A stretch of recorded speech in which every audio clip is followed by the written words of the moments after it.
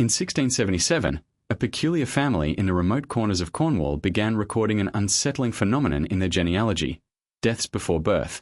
It was an entry that would haunt both those who made the record and those who would stumble upon it centuries later. The idea of death before birth seems almost nonsensical in the modern world, where we are familiar with terms like stillbirths and miscarriages. But in 17th century England, especially in the isolated rural regions like Cornwall, the concepts surrounding life, death, and the afterlife were far more ambiguous and mysterious. The family, seemingly unaware of what modern science would later reveal, documented their grief in a way that defied the very understanding of death itself. But why? Why would anyone record such an unnerving event in meticulous detail, generation after generation? The family's records presented a strange, haunting snapshot of a bygone era, a time when superstitions and folklore intermingled with the very fabric of everyday life.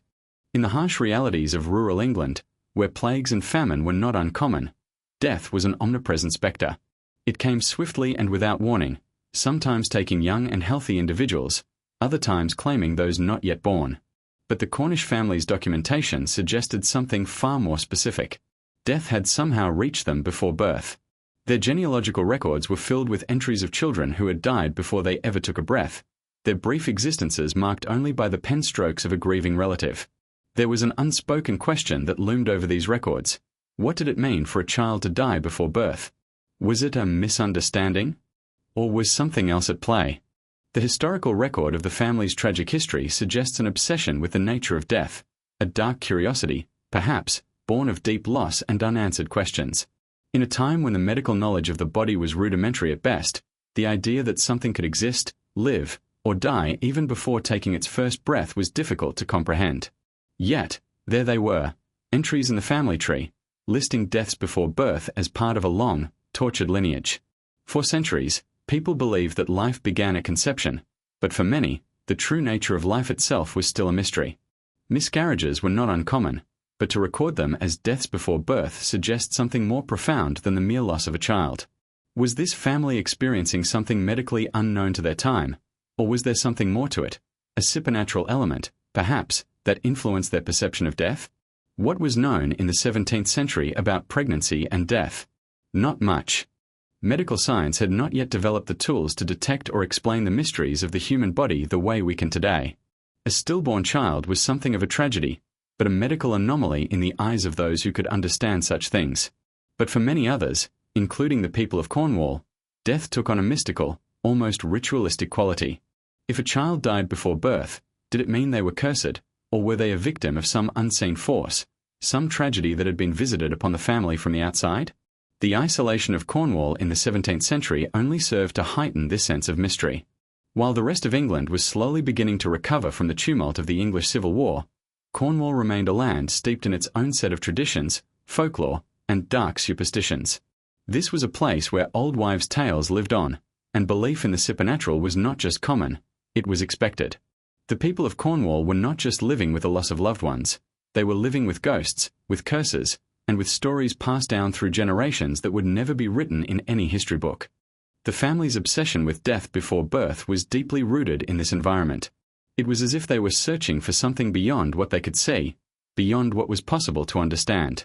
Could the deaths be the result of a genetic mystery?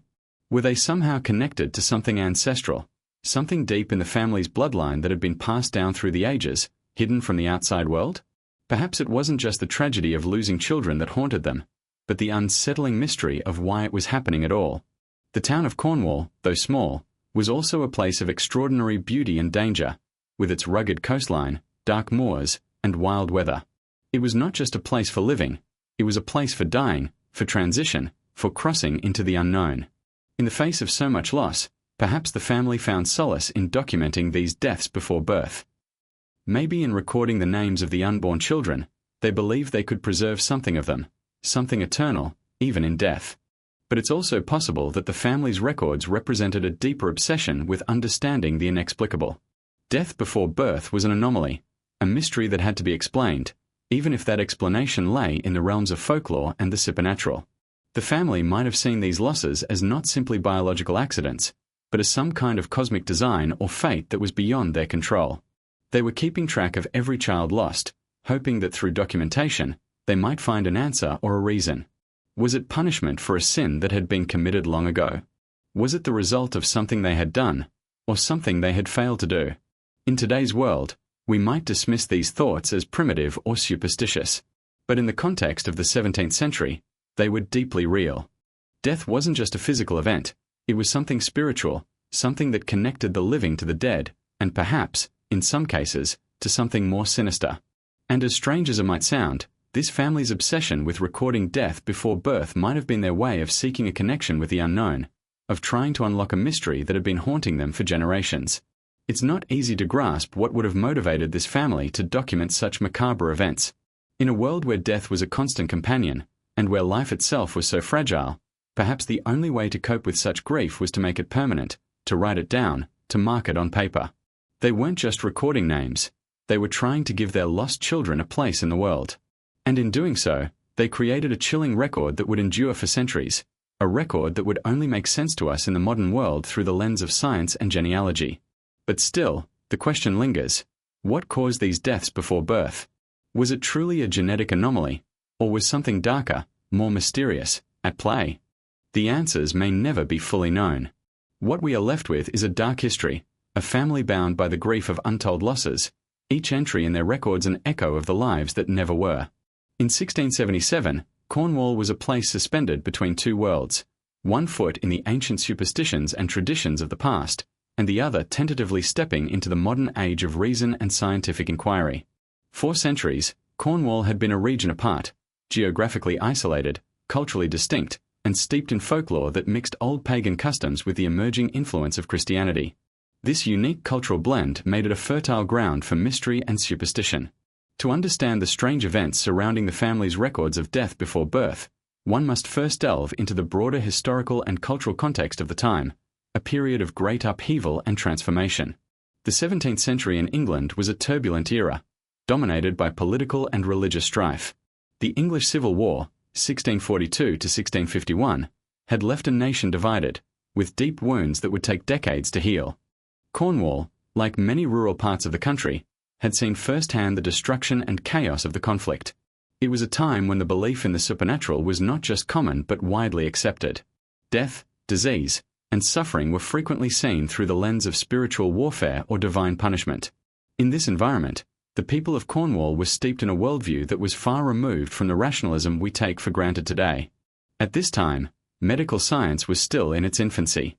Doctors had limited understanding of human anatomy, and even less knowledge about what caused death before birth. The prevailing medical explanations for pregnancy and childbirth were crude and often contradictory. Women who experienced miscarriages or stillbirths were often blamed for their condition, accused of moral failings, or seen as suffering from some divine wrath. Childbirth itself was a dangerous and mysterious event, shrouded in fear and uncertainty. The Church, too, played a role in interpreting death and suffering, often framing these events as signs of sin or divine intervention. In the rural parts of England, especially in places like Cornwall, the Church had a powerful influence. The Anglican Church, along with various local denominations, preached the idea of divine providence, which suggested that everything in life, including death, was part of God's plan. Yet, there were elements of this plan that seemed entirely unfathomable. For many, death before birth was one of those mysteries that could not be explained by the Bible or the teachings of the Church. It was too strange, too unholy, and it left people grasping for answers in a world where the unknown was far more common than the known. While the religious establishment sought to explain such events through theology, Cornwall's deeply rooted folklore offered another set of explanations. The people of this region had long believed in spirits, curses, and supernatural forces. The land itself seemed infused with a mystical energy, and the people who lived there were often described as having a special connection to the otherworldly. The rugged, isolated landscape, with its ancient standing stones, hidden caves, and fog-covered moors, felt as if it were a place suspended between the realms of the living and the dead. It was in this environment that the family's troubling genealogical records would emerge, recorded with chilling detail over the course of generations. At the time, few could imagine the concept of genetics. The idea that traits could be passed down from one generation to the next through invisible forces was not even remotely understood. However, the phenomenon of death before birth was still perceived as something passed down, a curse, perhaps, or a family affliction. The The records might have been viewed as evidence of some ancestral sin or punishment that had been visited upon the family. It is likely that, in their grief, the family members saw these early deaths as a form of divine or supernatural retribution. In Cornwall, where people lived in close-knit communities, the deaths of children were not just personal tragedies. They were communal events, the implications of which were often far-reaching. The people of Cornwall, like much of rural England, also believed in the power of the land to affect life and death. It was a place where every stone, tree, and hill had a story, and each story was laced with meaning. Some believed that death before birth could be the result of a curse placed upon the family by an old adversary, a jealous neighbor, or even a distant ancestor who had crossed the wrong person. Others thought that the family's tragic history was the result of a bargain made long ago with the supernatural forces that roamed the Cornish landscape. The idea of a curse, particularly one that spanned multiple generations, was not out of place in a culture that was so deeply intertwined with the supernatural. The 17th century also saw the early stirrings of scientific curiosity, though the idea of genetics was still centuries away. Early theories about heredity were beginning to take root, but they were still primitive and rudimentary. Some scholars, though few, were starting to make connections between inherited traits, suggesting that some physical and medical conditions could be passed down through the generations. However, the people of Cornwall would have had little access to this emerging knowledge. Instead, they were left to make sense of death through the lens of tradition and the supernatural. If the family experienced multiple stillbirths and miscarriages, it would have been easy to attribute these events to something beyond their control, something linked to a curse, a mistake from their ancestors, or a sign from God. The isolation of Cornwall may have also played a role in how the family's records were kept. In a small, rural community where everyone knew each other's business, it would not have been unusual for families to maintain detailed records of their own lives and histories. These genealogies were often kept not only for practical reasons, such as inheritance or land ownership, but also as a means of preserving the family's legacy and history. In a place as isolated as Cornwall, where the outside world was far away and often indifferent to the struggles of rural life, these records became an important means of self-definition and self-preservation. The act of recording deaths before birth might have been a way for the family to cope with their grief, to make sense of the tragedy, and perhaps to claim ownership of something that seemed entirely beyond their control. The records were not just a matter of documenting loss, they were an attempt to create a narrative, to understand the forces that shaped their lives. For the family, these entries of death before birth may have been a way to acknowledge that something had gone wrong, something that couldn't be explained by the current medical knowledge, and certainly not by the prevailing religious interpretations. It was an act of defiance against the uncertainty of life and death in the 17th century. They may have seen these entries not as proof of a failure but as a way to memorialize the lives that had never been lived. In a time when mortality rates were high and suffering was constant, the family's decision to record these deaths before birth may have been a means of asserting their own reality, a way to preserve something of their lost children in a world that often seemed indifferent to their pain. In conclusion, the historical context of 17th century Cornwall provides the key to understanding the family's strange genealogical records. It was a time and place where superstition and folklore thrived, and where death was a powerful force that defied both scientific explanation and religious interpretation. The family's records, though disturbing, are not just an anomaly. They are a window into a world where the boundaries between life and death were not so easily defined. The entry of death before birth reflects a cultural and historical moment where death was not just a biological fact but a mystery that the family sought to understand in the only ways they knew how, through their records, their folklore, and their beliefs about the supernatural. The family at the heart of this unsettling mystery was not well known in the larger social circles of Cornwall, but in their small, isolated community, their genealogical records stood out in a way that raised questions for anyone who happened to stumble upon them.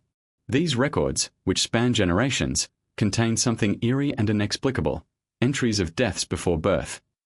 Each of these recorded deaths was marked with the same chilling precision, and the name of the child, their birth, and the date of death were inscribed carefully into the pages. To the casual observer, the records might have seemed ordinary at first glance, perhaps part of a family tradition. But upon closer inspection, it became clear that this family's history was marked by a pattern of repeated tragedies that were impossible to explain by the medical knowledge of the time. The first clue in understanding the family's obsession with death before birth lies in the very nature of their documentation. These records were not just sporadic accounts of tragedy. They were systematic, with detailed entries that spanned generations. The first entries appeared in the late 1600s, but they did not stop there. They continued well into the next century, each new death a testament to the family's ongoing suffering. But what was truly striking about these entries was not just the repetition, but the manner in which they were recorded. Each death was written with a sense of finality, as though the family had resigned themselves to this being part of their legacy. These deaths were not presented as isolated events or accidents. They were carefully documented as part of an ongoing, almost ritualistic tradition. It wasn't just about recording a tragedy, it was about making sense of it, memorializing it, and perhaps, in some way, trying to make peace with it. What is most disturbing about these records is not the fact that death had occurred before birth, but that the family had come to accept this as part of their history, as though they had been haunted by a recurring fate that could not be escaped. This family had, in a sense, become defined by their loss. Their lives and their genealogy were intertwined with the grief of these lost children, and over time, it became something that they could not ignore or forget. But who were these people? What kind of family was this, to document their losses in such a macabre way? To truly understand the family's fixation on death before birth, one must consider the psychological and emotional toll that such repeated tragedy would take on anyone, let alone an entire family. It is likely that the family, having experienced one stillbirth after another, was deeply affected by the pattern. Grief, when it occurs once, can be overwhelming, but when it happens repeatedly, it can lead to a sort of numbness. Perhaps the family, in their sorrow, sought a way to control what was otherwise uncontrollable. The act of recording these deaths could have been a form of catharsis, a way of processing grief in a world where the answers were not forthcoming. Additionally, the family's fixation on genealogy, on tracing their lineage through the generations, may have been a way to reclaim some sense of order in their lives. In a time when family names and bloodlines were of utmost importance, preserving the family's history could have been seen as a means of asserting their existence in a world full of chaos. But to document death before birth, to make a record of the children who never had the chance to live, suggests a deeper need for control, for understanding, and perhaps even for redemption. The act of writing down these deaths might have been a way for the family to confront their suffering head-on, even if they didn't have the tools to make sense of it in a medical or scientific sense. The personal tragedies of this family were not just a result of random misfortune, or so it seemed. In fact, there was a pattern that could not be ignored. The family's history appeared to be plagued by the same heartbreaking loss, repeated across generations. The deaths before birth did not appear to be random accidents. They seemed to follow a specific, almost hereditary pattern. The family members themselves must have seen the recurrence of these deaths as something more than mere coincidence. They may have believed they were marked by something beyond the realm of normal experience, a curse, a divine punishment, or perhaps an ancestral sin that had been visited upon them. It is possible that over time, the family sense of despair grew stronger, feeding into the belief that something dark was at play. The idea of a curse, passed down through generations, might have been the only way to make sense of such a repeating tragedy. Each new entry in the genealogical records reinforced this sense of foreboding. The family would have watched as the deaths before birth continued, generation after generation, and each time it happened, it was likely felt not just as an individual loss, but as a reminder of the curse that seemed to linger over them. It is easy to imagine that, after the first few generations, the family would have begun to expect death before birth as part of their fate. Perhaps they began to feel as though they were powerless in the face of it, as if no matter what they did, this tragedy would continue to unfold before them. It is within this context that the family's obsession with recording the deaths before birth can be understood, not as a mere catalogue of loss, but as an attempt to assert some kind of control over a fate they could not change. The psychological weight of such a legacy would have been crushing. With each new birth, there must have been a sense of anticipation, a dread of whether the tragedy would strike again. And when it did, it would have felt like a confirmation of the family's darkest fears, that they were cursed, that their bloodline was fated to suffer this inexplicable and cruel fate. The act of recording each death, each loss, could have been a way of acknowledging that this tragedy was real, that it was part of their history, and that it could not be denied. But it was also an attempt to give these lost children some kind of place in the world, to make them a part of the family history in a way that transcended their absence. There is also the possibility that the family's records were, in part, an attempt to seek answers. By writing down each death, by tracking the dates and circumstances surrounding them, they might have believed they could uncover the cause of their misfortune. They might have believed that, in the meticulous documentation of each death, they would eventually find the key to unlocking the mystery. Was it a genetic disorder, as we might suspect today? Was it something within the family's bloodline that predisposed them to this tragedy? Or was it something far more sinister, a force beyond human comprehension that they could only confront through record-keeping? Perhaps, over the years, the family began to search for a reason in their records. Did they try to identify a specific pattern or trend? Did they notice that certain names or branches of the family tree were more affected than others? The records, then, may have become more than just an account of death. They may have turned into a way to understand the patterns of life and death that govern their existence. The family was not just recording losses. They were seeking meaning in them, trying to uncover a hidden truth about their lineage. As these deaths continued over the generations, the family's history took on a darker and more tragic tone. What began as a series of isolated events became something much larger, a legacy of grief, a curse that stretched back to the earliest days of the family's existence. In their eyes, the act of recording these deaths was not just an exercise in remembrance, but a form of self-preservation. By acknowledging the tragedy in this way, they may have hoped to shield themselves from the overwhelming pain of loss. It was their way of coping with the unexplainable, of giving meaning to lives that had never truly had a chance to begin. The genealogical records became not just a chronicle of death, but a way to give the lost children a place in the world they were denied. And in doing so, they also created a haunting legacy that would endure long after the last of them had passed away. The family's genealogy, with its entries of deaths before birth, was not just a collection of tragic events but a profound mystery that left those who stumbled upon it grappling with unanswered questions. For a modern viewer, the concept of death before birth is typically associated with stillbirths or miscarriages, tragic but medically explainable occurrences. But the records in this family's history did not fit neatly into any medical category of the time. They raised questions about the nature of life and death, about heredity and fate, and ultimately, about the unknown forces that might have shaped the family's tragic history. The nature of these recorded deaths demanded an exploration that went beyond the traditional boundaries of science, medicine, and even cultural understanding. In the 17th century, medical knowledge was still primitive at best. Concepts like genetics were entirely unknown, and the idea that traits and conditions could be passed down from one generation to the next was a notion that had yet to be formulated. Diseases were often seen through the lens of superstition or divine wrath rather than medical science. Thus, the family's repeated losses, children who died before they were born, could not have been explained by what we now understand as genetic or medical anomalies. They were a puzzle, one that could not be solved with the medical tools or knowledge of the time. Instead, they became part of the folklore of the family, interpreted perhaps as a curse or a tragic inheritance that no one fully understood. It is important to note that, during this time, the understanding of human reproduction was still rudimentary. Physicians had no way to accurately diagnose conditions related to miscarriage or stillbirth, nor did they understand the causes behind these events. In fact, pregnancy itself was often surrounded by mysticism.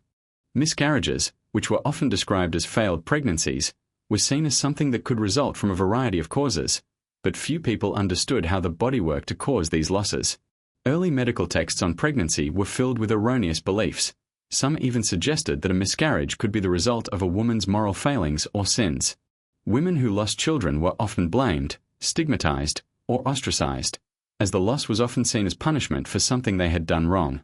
Yet, the family in question did not simply experience miscarriages. They recorded these deaths in a way that indicated something far more significant. It was as though they were witnessing something beyond the realm of ordinary medical misfortune. The deaths were noted in the family records as an ongoing, almost inevitable event. Each new entry was not simply a single tragedy. It was a continuation of something that had become part of the family's identity, passed down from one generation to the next. This was not just about a mother's grief over losing a child. It was about something more profound, something that seemed to transcend the individual experience and take on a larger, almost cosmic significance. One possibility that might explain these repeated deaths before birth is the presence of a hereditary condition. While the family had no way of knowing it at the time, certain genetic conditions could explain why multiple generations of the family experienced similar tragic losses. Today, we know that some genetic disorders can result in recurrent miscarriages, stillbirths, or fetal deaths. For example, conditions like factor V Leiden, a genetic mutation that increases the risk of blood clotting, can lead to complications during pregnancy and is known to cause stillbirths. Other genetic conditions, like certain chromosomal abnormalities or mitochondrial disorders, can lead to early-term deaths as well. If this family was suffering from one of these genetic conditions, it would have been nearly impossible for them to understand why it kept happening. They might have attributed the deaths to something mystical or cursed, as the scientific explanation would not come for centuries. Another possible explanation lies in the realm of immunological factors. In some families, a woman's immune system may react against her fetus, leading to pregnancy complications such as recurrent miscarriage or fetal death. This could be caused by an issue known as alloimmune incompatibility, in which the mother's immune system attacks the fetus, viewing it as a foreign body. In the absence of medical understanding, this could have been seen as something malevolent, a curse or punishment, leading the family to believe that they were marked by some unseen force. Each subsequent miscarriage or stillbirth might have reinforced this belief, creating a cycle of despair and helplessness that led the family to record these deaths with increasing precision and detail. For a family experiencing repeated stillbirths, the emotional toll would have been immense. Each loss would have been devastating, but the knowledge that their history was one of repeated tragedy would have cast a long shadow over their lives. It is easy to imagine how this constant grief would have shaped the family's worldview. They may have begun to feel that death before birth was a part of their fate, a part of who they were. The genealogical records became a way of documenting this painful reality, but also a way of asserting some kind of control over it. By recording these deaths, they were at least acknowledging the loss and giving it a place in their family history. It was a way to remember the children who had never been born, to ensure that their memory was not lost to time. But why, then, would the family have continued this record-keeping through multiple generations? Was it a ritualistic practice, passed down along with the family name and bloodline? There is a possibility that, over time, the act of recording these deaths became a tradition, a way for each new generation to acknowledge the history they had inherited. The records may have been seen not just as a ledger of tragedy, but as a way of keeping the memory of the lost children alive, ensuring that their short lives were not forgotten. In this sense, the genealogical records served both as a memorial and as a tool for understanding. They were an attempt to make sense of a tragedy that, in the absence of scientific knowledge, could only be interpreted through the lens of family history, folklore, and superstition. It is also possible that the family saw these deaths as part of a larger, cosmic pattern, something beyond their understanding that they could not avoid. Perhaps they came to see the deaths as an inescapable part of their legacy, something that could not be stopped, no matter how hard they tried. In a time when families were defined by their bloodlines, such a pattern would have been seen as an integral part of who they were. The family's history of death before birth might have become part of their identity, something they could neither escape nor fully comprehend. In a sense, they were trapped in a cycle, one that they could neither break nor understand, yet felt compelled to document. While these deaths were undoubtedly tragic, they were also something more. They were a part of a larger, unknowable mystery. Whether the family ever understood the true cause of their repeated losses is unclear, but their records show a deep and abiding need to track, to memorialize, and to make sense of their pain.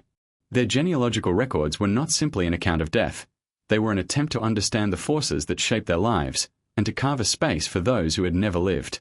And in doing so, the family created something that would persist long after the deaths had occurred, a haunting legacy, recorded in the pages of history, that still calls out for answers.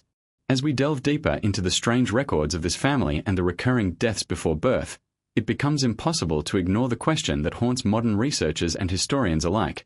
Could there have been a medical or genetic cause for these tragedies? In today's world, where genetic research and advanced medical imaging have provided us with a much clearer understanding of pregnancy, stillbirths, and recurrent miscarriages, it's tempting to look back and ask whether this family was simply grappling with the early manifestations of a genetic disorder, one that could have explained the multiple tragic losses they experienced over the generations. In the 17th century, medical knowledge was rudimentary at best. The prevailing understanding of pregnancy and childbirth was based largely on folk wisdom, religion, and outdated scientific theories. Most people at the time believed that a woman's body was a vessel for life, but very little was understood about the mechanisms behind conception, fetal development, or why pregnancies sometimes ended in stillbirths or miscarriages. The family, though, seemed to document these losses with a sense of inevitability, as though they were not random accidents but part of a much larger, more systematic problem. Could it be that what they were experiencing was not merely tragedy, but a manifestation of an underlying medical condition that no one knew how to diagnose? One of the most likely explanations, looking at this family through the lens of modern science, is that they may have been suffering from a hereditary genetic disorder. Today, we understand that certain conditions can be passed down through generations, conditions that increase the likelihood of miscarriage or stillbirth. Genetic disorders, often caused by mutations in specific genes, can interfere with normal fetal development and make it difficult for pregnancies to reach full term. While genetics as we know it today wasn't even a concept in the 17th century, the family's repeated experience of losing children before they were born could have been the result of such a disorder. Take, for instance, factor V Leiden, a genetic mutation that causes a disorder in the blood's clotting mechanism. This condition increases the risk of developing blood clots, which can disrupt normal blood flow to the placenta during pregnancy. If the placenta does not receive enough blood, the fetus may suffer from insufficient oxygen and nutrients, leading to stillbirth. This genetic disorder is passed down through families, and it is entirely possible that multiple generations of this family could have carried the mutation without even realizing it, especially in a time when genetic conditions were entirely unknown. The family's repeated losses may have been attributed to other causes, such as divine punishment or the work of malevolent forces, but in reality, they could have been the victims of a hereditary clotting disorder. Another possibility is that the family may have been suffering from chromosomal abnormalities, which are among the leading causes of miscarriage and stillbirth. Chromosomal disorders, such as trisomy, where an individual has an extra chromosome, often result in developmental abnormalities that can prevent the fetus from surviving long enough to be born. In fact, many pregnancies with chromosomal abnormalities end in miscarriage very early in the pregnancy, often before the mother even realizes she's pregnant. Such disorders could have been passed down through generations in the family, and without the knowledge of genetics, they would have been misunderstood as a curse or divine retribution. The family's repeated experience of death before birth could easily have been the result of these unseen chromosomal problems, which modern medicine only began to understand much later. Mitochondrial disorders are another potential explanation for these repeated losses. Mitochondria are the energy-producing structures within cells, and they are passed down from mother to child through the maternal line. Certain mitochondrial disorders can lead to severe developmental problems in the fetus, causing stillbirth or early death. These conditions are rare but not unheard of, and they can affect multiple generations within a family. In the absence of medical understanding, these early deaths could have been seen as inexplicable, with the family unable to find any other reason for their ongoing tragedies. But the family's experience may not have been limited to genetic conditions alone. It's also possible that they were suffering from immunological issues that affected pregnancy. Alloimmune incompatibility, for example, occurs when the mother's immune system rejects the fetus as a foreign body. This happens when the mother and father have different blood types, or if the mother's immune system produces antibodies that attack the fetus. In some cases, this can lead to recurrent miscarriages or stillbirths. A family who suffered from this condition would have had little understanding of the cause, and could have seen these losses as a form of punishment or as the result of some mysterious, unseen force. There is also the possibility that this family's repeated miscarriages and stillbirths were connected to environmental factors. While we now understand that many of these conditions are genetic, there are environmental toxins that can also play a role in miscarriage and fetal death. Exposure to certain chemicals, pollutants, or even radiation could affect pregnancy outcomes, and in the absence of knowledge about environmental hazards, families in the 17th century may have been unaware of the dangers surrounding them. However, this would not explain the consistent pattern of death before birth across multiple generations, which is why a genetic cause remains the most likely explanation. In exploring the potential genetic or medical causes of these deaths, it's important to recognize the profound impact that lack of medical knowledge had on people at the time. The family in question, unable to identify any clear medical cause for their repeated losses, would have been left to interpret these events through the framework available to them: religion, superstition, and folklore. In an era where disease was often attributed to divine punishment or witchcraft, the idea that these deaths could be the result of a genetic disorder or medical condition would have been inconceivable. Instead, the family may have looked for supernatural explanations, trying to make sense of their repeated tragedies in a world where natural causes were not yet fully understood. What is perhaps most haunting about this family's story is that, in the absence of genetic understanding, they would have seen their losses as part of a much larger, inescapable pattern. If they had known what we know today, they might have seen their tragedy as the result of something biological, something that could have been mitigated or treated through medical intervention. Instead, they were left with unanswered questions, their grief compounded by a sense of helplessness and confusion. The idea of death before birth would have taken on a metaphysical significance, not just as an unfortunate medical outcome, but as something with deeper, more cosmic implications. In our modern age, Where genetic testing and advanced medical care are readily available, it is easy to forget just how difficult it was to comprehend medical mysteries in earlier times. The family story, viewed through the lens of modern science, reveals just how much we take for granted in our understanding of the human body and reproduction. What might have seemed like a curse or a tragic fluke to them is now understood as the result of genetic inheritance or medical conditions. But despite our advanced understanding, the family's records still stand as a testament to the mysteries of life, death, and heredity that we have only just begun to fully understand. It's a haunting reminder of how little was known in the past, and how easily the unknowable could be interpreted as something darker, more sinister. As the story of this family's repeated tragedies unfolds, it becomes apparent that the family's tragic history, far from being an isolated case of genetic misfortune or medical mystery, might have also been influenced by the cultural and societal pressures of their time. The rural, insular nature of Cornwall, combined with the heavy influence of religion and superstition, could have created an environment in which the family's experiences were not just documented, but deeply embedded in the local narrative. In a world where death was a constant presence, where superstition intertwined with daily life, and where explanations for the unexplained were often shrouded in mysticism, the family's history of deaths before birth may have become a larger, even more sinister story, one that transcended mere misfortune and ventured into the realm of the supernatural. Cornwall, during the 17th century, was a place marked by isolation. The geography of the region, the windswept cliffs, deep valleys, and dense forests, lent the area an aura of mystery.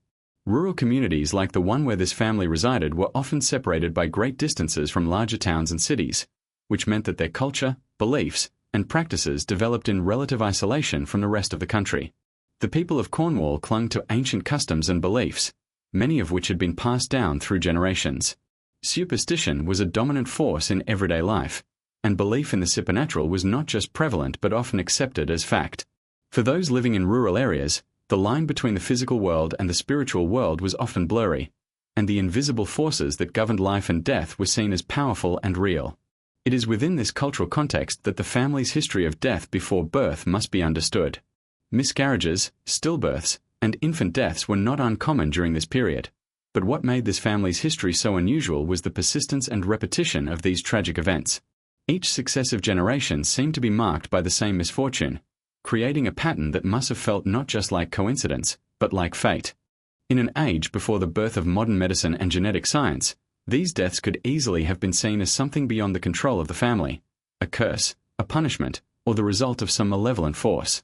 The idea of a curse or divine punishment was a pervasive belief at the time, especially in a region as steeped in folklore and religious fervor as Cornwall. The family may have believed that their repeated losses were not the result of natural causes but of supernatural forces. Perhaps they saw these deaths as the consequence of an ancestor's sin or wrongdoing, an inheritance of misfortune passed down through the generations.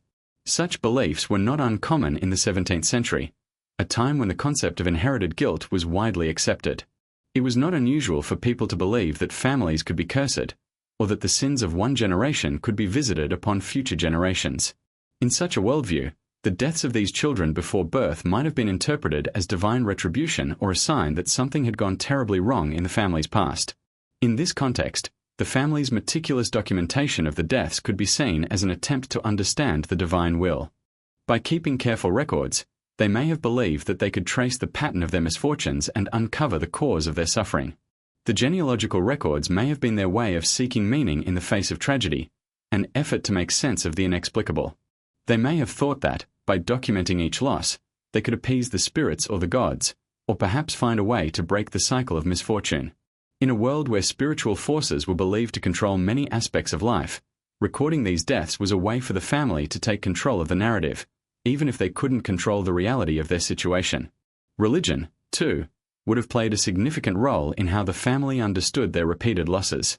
In 17th century England, the influence of the Anglican Church was strong, and many people believed that everything that happened, from natural disasters to personal tragedies, was a manifestation of God's will. The idea that misfortune was the result of sin was deeply ingrained in religious thought at the time. In the case of this family, the repeated deaths before birth could have been seen as a sign of divine displeasure. They may have wondered whether they had angered God, whether they had failed to live according to His commandments, or whether their suffering was a test of faith.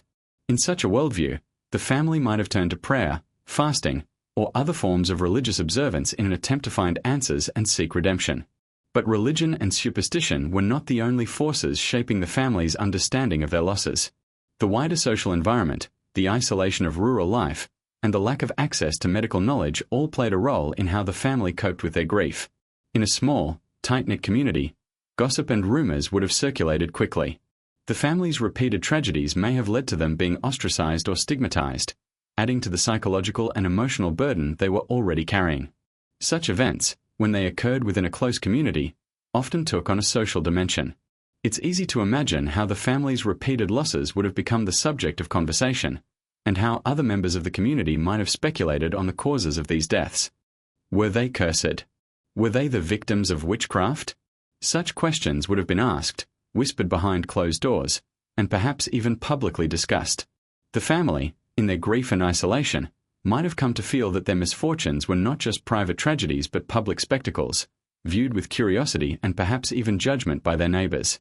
The weight of this social pressure, combined with the family's own religious and cultural beliefs, would have made it difficult to process their grief in any way other than through the lens of supernatural or divine intervention. They may have felt that they had no choice but to turn to religion, superstition, or folklore for comfort, as the scientific explanations for their losses were unavailable to them. The genealogical records, then, could be seen not just as a way to document the losses, but as an attempt to confront and survive a tragedy that seemed beyond their understanding. They were trying to make sense of an incomprehensible reality in the only ways they knew how. As time passed, the family's losses became part of the local folklore.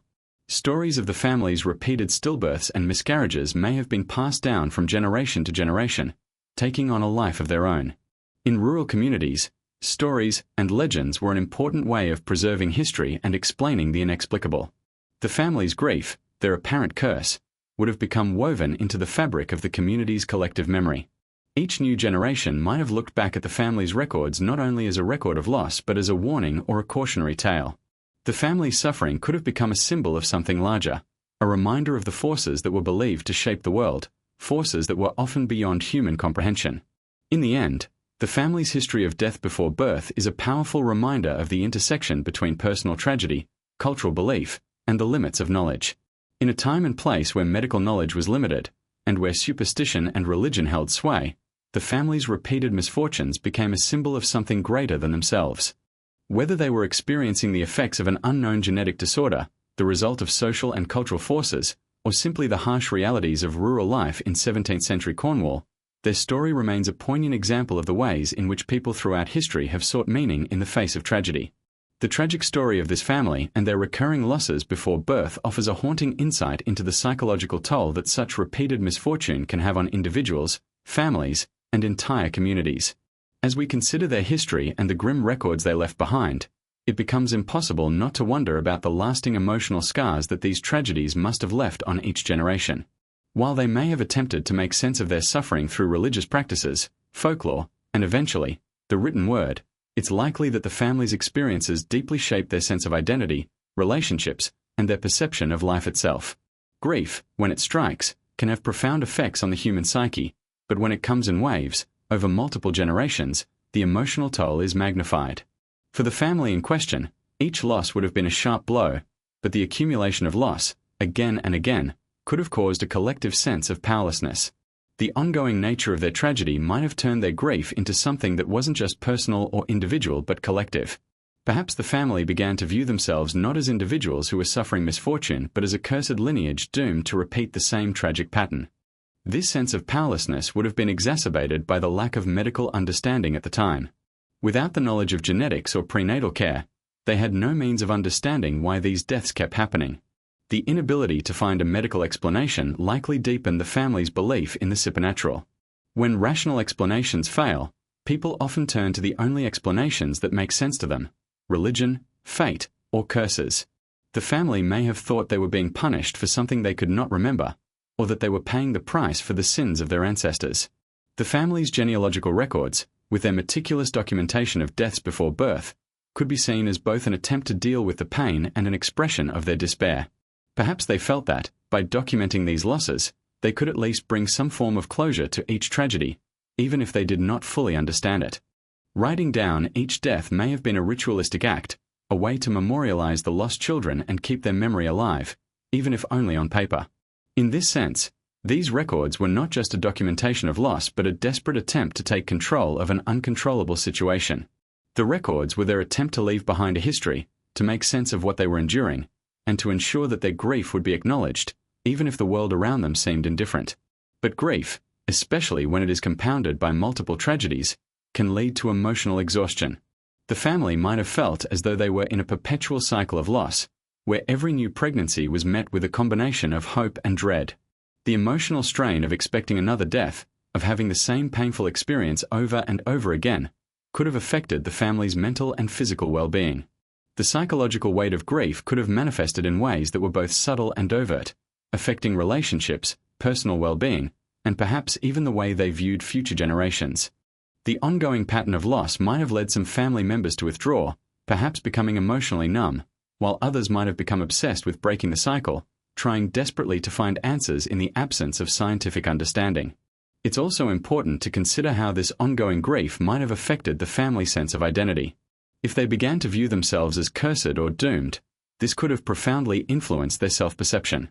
In a time when family reputation and bloodlines were so significant, this sense of being marked could have isolated them from the wider community.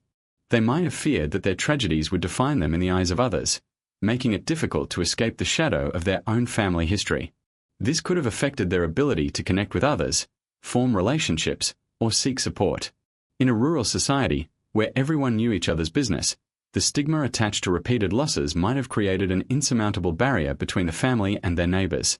Gossip, judgment, and whispers about their misfortune would have only added to their isolation, creating an emotional distance between them and the outside world. The family's relationship with their faith likely evolved over time as well. In the beginning, they may have turned to religion with a sense of hope, seeking solace and answers in the teachings of the church.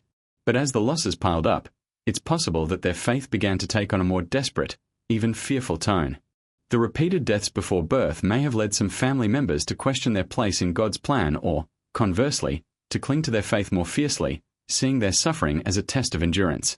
If they came to view their tragedies as divine punishment or a form of spiritual testing, this would have added a layer of guilt and shame to their grief.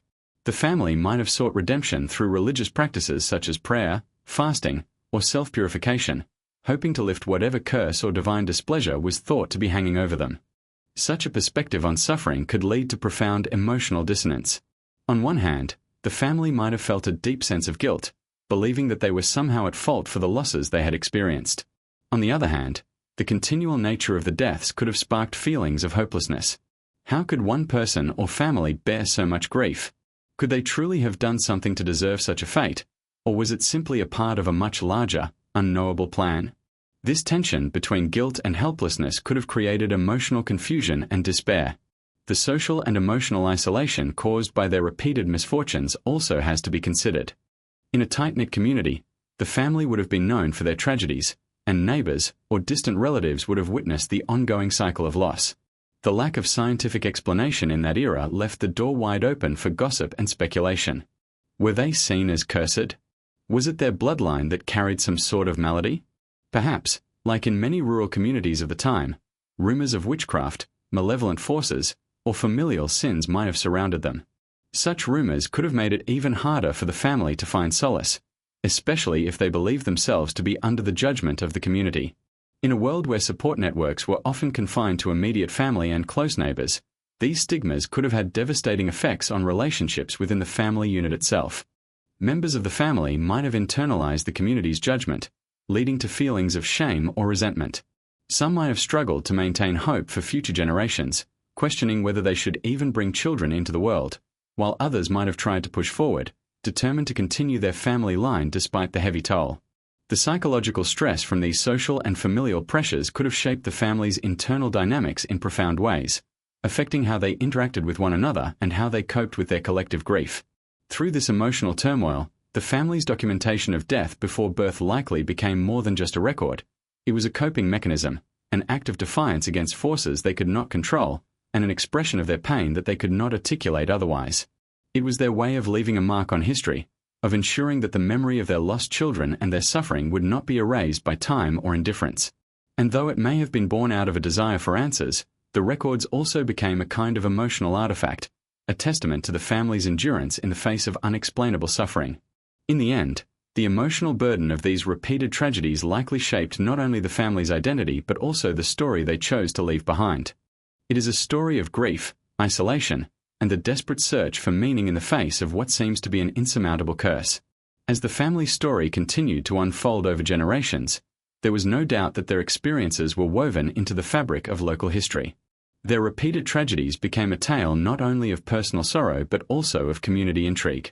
In a world that still leaned heavily on superstition and folklore, the family story, marked by the mysterious deaths before birth, would have been a source of fascination, gossip, and perhaps even fear. For the people living in nearby villages and towns, the family's plight wasn't simply a tragedy. It was a living example of the unexplainable, a mystery that begged to be unraveled, yet was too terrifying to fully understand. In communities where knowledge of medical science was minimal and where religion and local traditions dominated, supernatural explanations were often the default response to unexplainable events. The family's misfortunes, especially when they repeated over multiple generations, would have created a mythos around them. The idea of a curse would likely have taken root in the minds of locals. How else could such a series of tragedies be explained, especially when those losses seemed so unrelenting and out of the family's control? In a time before modern science could provide clear answers, the community might have seen these deaths as an example of divine punishment, a curse, or the work of darker, more malevolent forces. The power of gossip in rural communities cannot be overstated.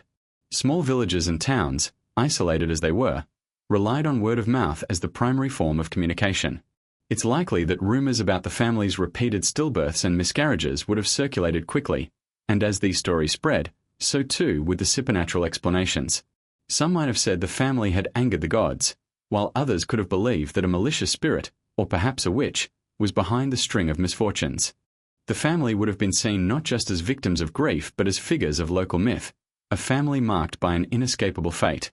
But the family's status as a local mystery went beyond just speculation. It likely became a source of curiosity and even fear.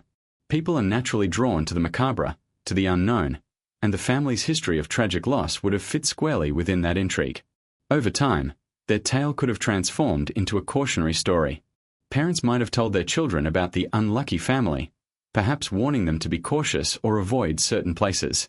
Their misfortunes could have been woven into local legends, perhaps even linked to particular areas or landmarks in the community. In a world where folklore governs so much of people's understanding of the world, the family story was ripe for embellishment. In such an environment, it is also likely that the family became more and more isolated, not just because of the grief they suffered, but due to the growing stigma that would have been attached to them.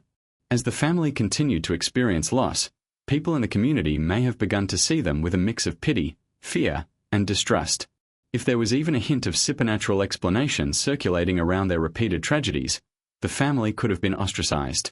In such close-knit communities, where everyone knew everyone else's business, the family's misfortune would have set them apart, making it difficult to form relationships or seek any form of solace from outside their immediate family. They might have come to be seen as marked by fate, their name whispered in hushed tones by those who feared catching a glimpse of the curse themselves. While this isolation would have made their grief even more unbearable, it could have also fueled the family's obsession with documenting their losses. The genealogical records, filled with each entry of death before birth, were not just a record of loss, they were an assertion of existence in the face of a world that may have been quick to forget them. By documenting these tragedies with such precision, the family could have been trying to maintain some semblance of control over their narrative, in a world that seemed intent on stripping away any agency they had left. The records were an act of defiance, an attempt to say, "We are here, and our suffering is real." These writings were likely the only space where their pain was validated. This documentation might have also served a more practical purpose, a way to track the pattern of loss and, perhaps, uncover the cause. The family, desperate for answers, could have looked for clues in their own records, hoping to find a pattern that would explain why their children died before they could be born. Each entry could have been a small act of hope, an attempt to bring some sort of rationality to their grief. But despite their best efforts, it seems that they could never find a sufficient answer, and the pattern of death continued, generation after generation. As the family continued to record their losses, it's possible that their motivation for doing so shifted. What may have started as an attempt to understand their suffering could have transformed into a way of coping with it. The writing down of each tragic death may have offered a form of emotional release, providing them with a way to process the grief that had become an inescapable part of their lives. In a world without modern psychological support or therapy, the act of writing could have become a therapeutic outlet, a means of confronting and externalizing their overwhelming sorrow. But the psychological toll of this perpetual grief, combined with the growing stigma from their community, likely had an even deeper effect on the family's emotional well-being. The constant threat of death before birth must have created an environment of perpetual anxiety and dread. With each new pregnancy, there must have been a growing fear that the cycle would continue. The hope of a healthy child, fleeting as it was, would have been tempered by the expectation that the child might not survive.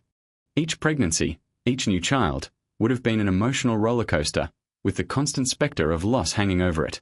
This emotional burden would have been compounded by the potential breakdown of familial relationships. In a situation where every member of the family had been touched by grief, it's possible that they found it difficult to offer each other the support they so desperately needed. Grief is a deeply personal experience, and everyone processes it differently. For some, it might have been an isolating experience, as the emotional weight became too much to bear. For others, it could have led to bitterness, anger, and resentment, as they struggled to understand why they were marked by such misfortune. Over time, this emotional strain could have deepened the family's isolation and compounded the growing sense that they were victims of something far greater than themselves. The community, too, would have played a crucial role in how the family's pain was perceived and understood. Were they seen as victims of a curse or divine punishment? Or were they viewed as part of a darker, more mysterious narrative, perhaps the victims of a malevolent force, like witchcraft or sorcery? In an age where the lines between religion, superstition, and daily life were often blurred, the family's suffering could have been interpreted in myriad ways, depending on the biases and beliefs of those around them. Some might have offered sympathy, others condemnation, but in all likelihood, the family found little refuge from the outside world. In the end, their genealogical records became a testament not just to their grief, but to the complex, painful journey they embarked on as they sought to make sense of their seemingly cursed existence. The story of their repeated losses is a dark reflection of how people, when faced with the inexplicable, turn to the only means of coping they know, whether through religion, folklore, or the written word. But these records were also a cry for recognition, a desperate effort to ensure that their suffering would not be forgotten. Despite the stigma, despite the gossip, the family sought to preserve their narrative. And through their records, they left behind a haunting legacy that still calls out for answers that may never come. As time wore on, the legacy of this family's repeated misfortune continued to cast a long shadow, not just over their own lives but over the community in which they lived. The mythos surrounding their history began to take on a life of its own, passed from one generation to the next, woven into the folklore of the town, and ultimately immortalized in the whispered conversations of locals. What was once a series of tragic deaths before birth became something more, a symbol, an eerie reminder of the fragile line between life and death, and the mysterious forces that might control both. The records left behind by the family, meticulous in their detail yet profoundly sorrowful, became part of the town's collective memory. Over time, the family's story evolved beyond the individual losses of each child and morphed into a broader narrative. The townsfolk, observing the unrelenting pattern of death and loss, began to see the family not as individual people but as part of a larger, darker tapestry. It wasn't just the grief of the parents and grandparents that was felt, it was the community's grief as well. The repeated losses began to take on the aura of something much more than a medical or genetic issue. It was an event that shook the very core of the town's understanding of fate and suffering. This transformation from personal tragedy to communal law likely compounded the family's isolation.